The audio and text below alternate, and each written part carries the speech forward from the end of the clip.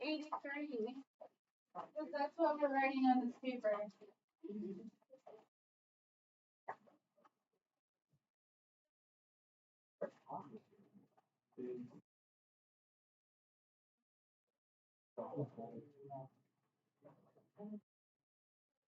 Oh, here's the hole in your paper. Here's your heading. Is it 885 or 883? Why do I have this? 888. It's 883.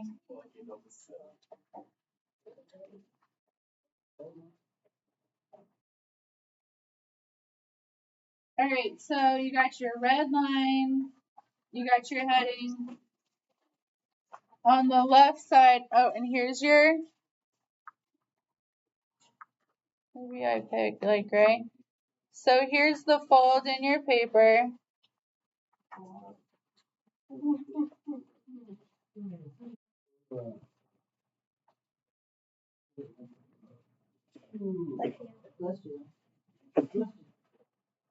Thank you. So, like on this side of the fold, the first thing we're going to write out is types of data as shown on page 883. Here's the fold, and then you're going to do number 1. I'm going to do this better. Number 1.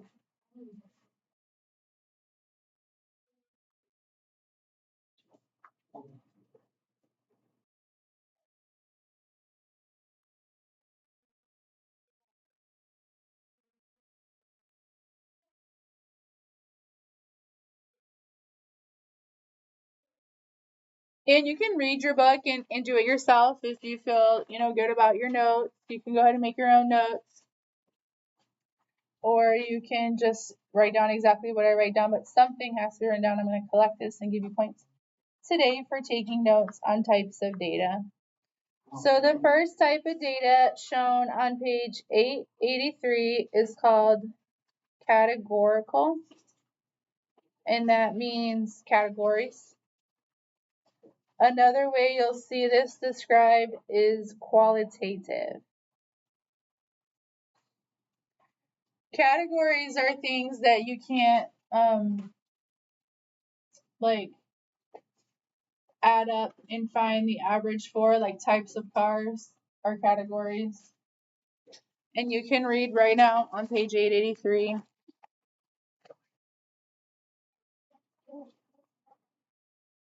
Another example is zodiac signs. Those are categories.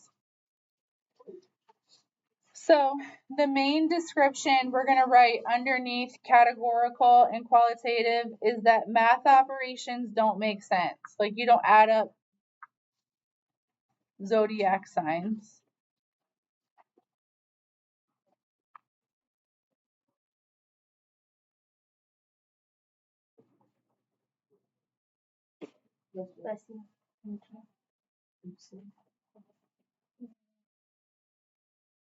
It says it consists of labels or non-numerical entries that can be separated into different categories. When using categorical data, operations such as adding or finding a mean do not make sense.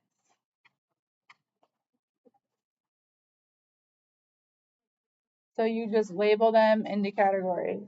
So these are just labels of different types of information. Now the second type of data is numerical.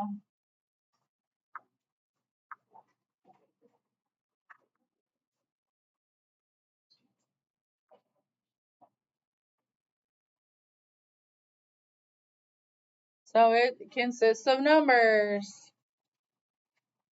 and quantities. Some examples are height of basketball players. You can find an average height. You can find a median height. The length of songs is another one. You can say this is a really long song or a really short song. You can find the average length of a song. So measurements, numbers, counts, and measurements. Things that you can add, subtract, and find an average for.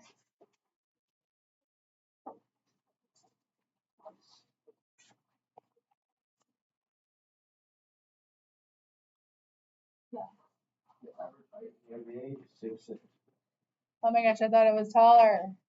6'6". Okay. Like 7'3". Okay. I would like to know like the lowest quartile. Like the shortest. Factory.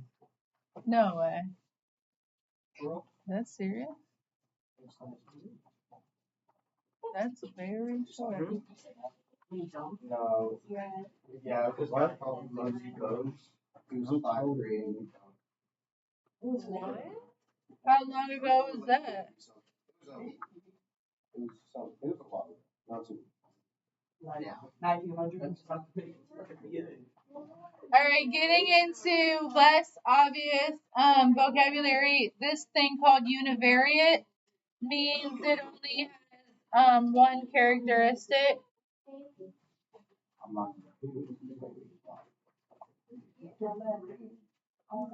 And then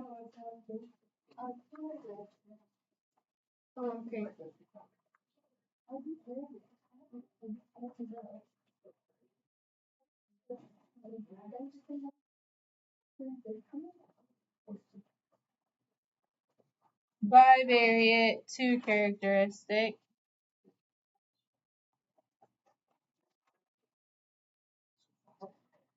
I can wait. So for bivariate, we would be like talking about height and weight of athletes.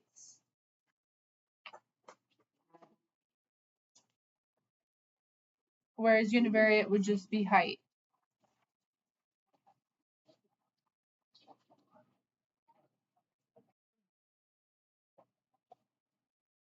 And those are all of the types of data described for you here in chapter 10. Categorical, numerical, so categories are numbers.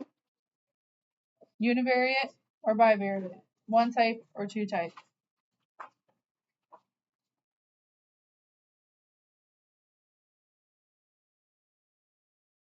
What are you doing, Karma? What? What are you doing? Sorry, put your phone away. Sorry.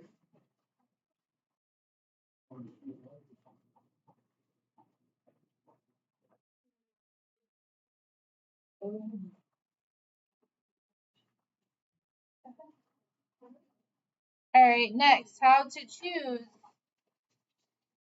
types of data. This is still page 883. No, we're going to flip the page to 885. So yeah, this how to choose types of data is on 885. If you're trying to like look in the book and see what this looks like in the book, this information is in the book. I've just kind of organized it for you to write down and think about.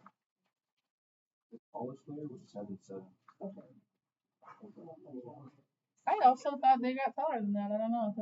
Was the tallest person like 8 foot? No? Are there 8 foot people?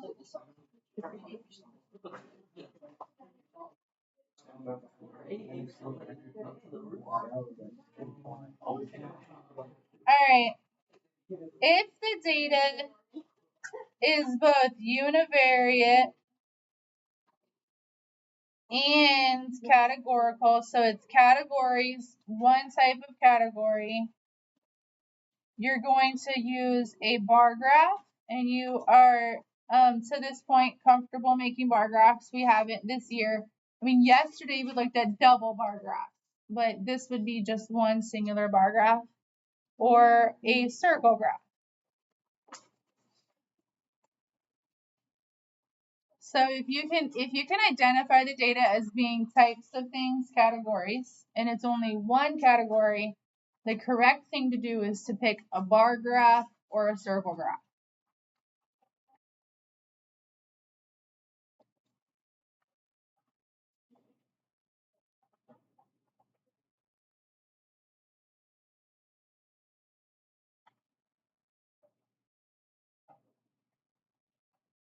if you're looking at univariate, so one thing, but instead of categories, it's numbers, your options would be a histogram, which is just like a bar graph, really, but the bars are touching. There's also the good old stem and leaf plot.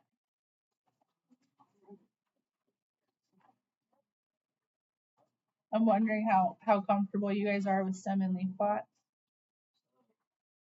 It's like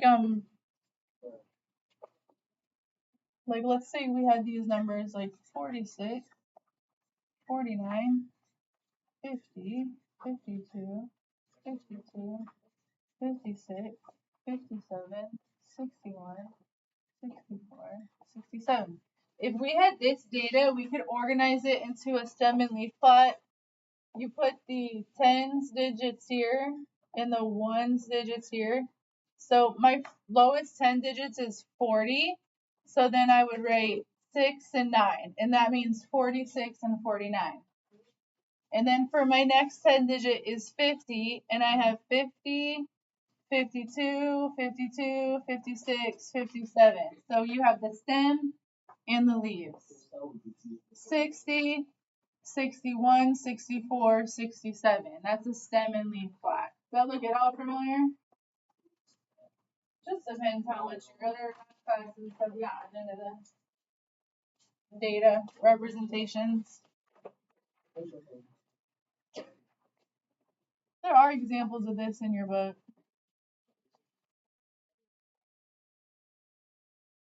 All right, we got the histogram, the stem and leaf plot. There's the most difficult mathematically, the box and whisker. And then the easiest option is the dot plot. That's the one that even like first and second graders do dot plots. So those ones I think you guys are comfortable with if you were to see it. I mean, you might not remember right now, but if you were to see it,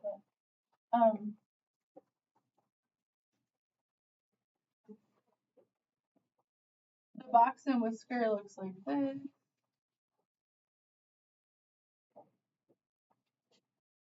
And this is actually a part of 7th grade math or 6th grade. So,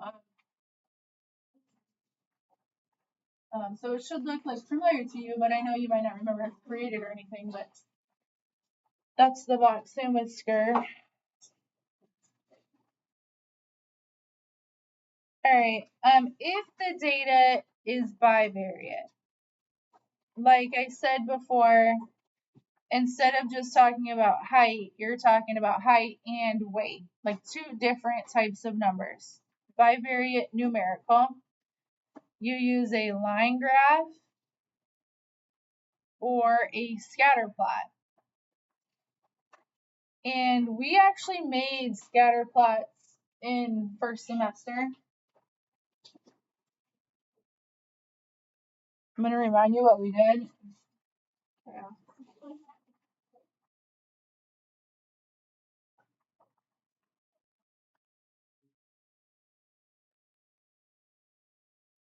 What we did in first semester is we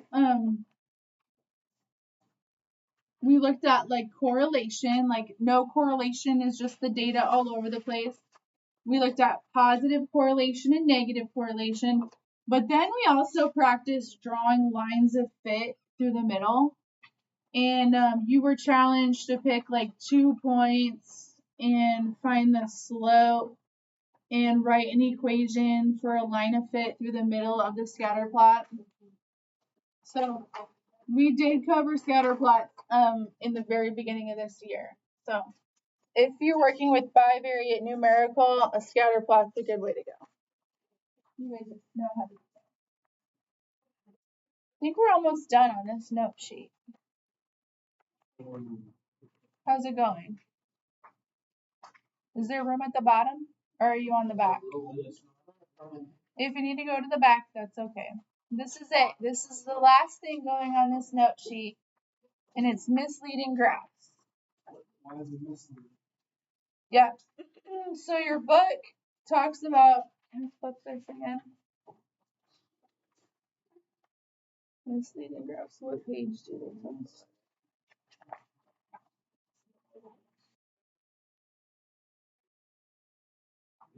On page 887.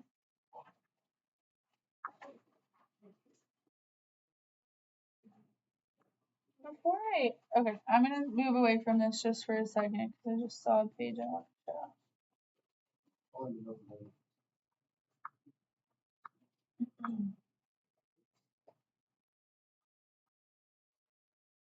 Okay, so here's the book descriptions of types of data that's good.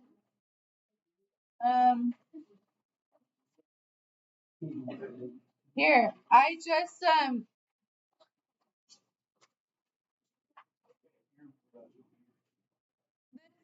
page 885 shows exactly what I've been showing you myself. So I'm kind of reading the book for you, presenting the information, encouraging you to write it down. So bar graph, circle graph. See how the histogram doesn't have space in between them? The stem and leaf, that's what I did up here. Your box and whisker, your dot plot, which you're most comfortable with. You got a line graph and a scatter plot. So your book has little nice illustrations for those also that you're taking notes on right now. And then here on page 887, it gives 6 different ways that graphs can be misleading. The first one, does it have a title? That's kind of lame. The one I highlighted in green is really essential. Are the numbers of the scale evenly spaced? Does the scale begin at 0? Is there a key? Are the sections labeled? And so I'm going to shorthand these for you. But let's look at 2 misleading graphs and just talk about what makes them misleading. All right, this graph is made specifically to freak people out and make you feel like between 2016 and 2019, the cost of tuition doubled almost, right? Like if I look at the height of this versus the height of this is almost twice as tall. Yes? Yeah. So visually, I think, oh my gosh, tuition has doubled. But that's misleading because this does not start at 0. Okay? I could only judge this by doubling if this actually started at 0 and it was an even scale all of the way up. The truth is, it only increased, this is what, maybe 20,800 up to 22,000. This is like a $2,000 increase because they've zoomed in on just the top instead of starting at 0. If you look right here, if you were to actually start at 0 and go by 2s, 2, 4, 6, 8, 10, 12, 14, 16, 18, 20, 22, 24, 2016 would be here and 2019 would be here, you would see almost no change because $2,000 when you're paying $20,000 is like a little increment. It's a little percentage. So this would be a non-misleading graph because it shows it starting at 0 instead of making you think something has doubled. So like news sources, magazines, articles on the internet will on purpose make things look more extreme to get you to click on it and to make it more interesting. So we actually have to be really, really careful about looking at the details of graphs to say, wait a minute, is this trying to make me feel more emotional than I should? Like, has the tuition really doubled? No, it's only $2,000. This one too, it's got a lot of decimals. What's wrong with it? Did they skip something? What's going on here? In this line graph, this is the wages of people working at fast food restaurants. The break makes things look more extreme because if you look at the wages, it's $8.90 to $9.05. So it's a 15-cent increase, which is not a lot, but it looks like a lot. And it goes from 90 to 92, 94, 96, 98. And then right here, instead of going by twos, it goes by ones. Okay, do graphs really do that? Yes. Real websites do this in graphs. They will change scales to make people feel one way or another. So that's what's misleading about that. It goes by 2 cents and then by 1 cent. Also, there's a huge break at the bottom, making the change seem more drastic than it is. So here they say all increments aren't equal. And then it starts and does not have a break. So. All right, let's write down just a couple. We don't have to write all that down. Misleading graphs. I chose for some important ones. Must be evenly spaced. Oh, I forgot the word even. Must be.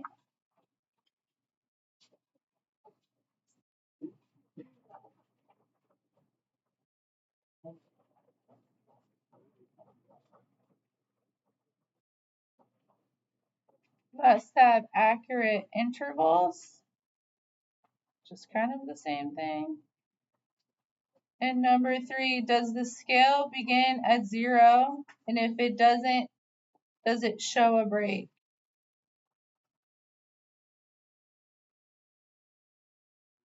If they want to break it, they have to show the break, and then we have to be kind of diligent about noticing that break. All right, that's it for notes. You guys are, when you're ready, going to go to 889 and do 1 through 12, and I will go over and make it available online. Start it on paper until it's available online. And I can zoom out if you need more time on it.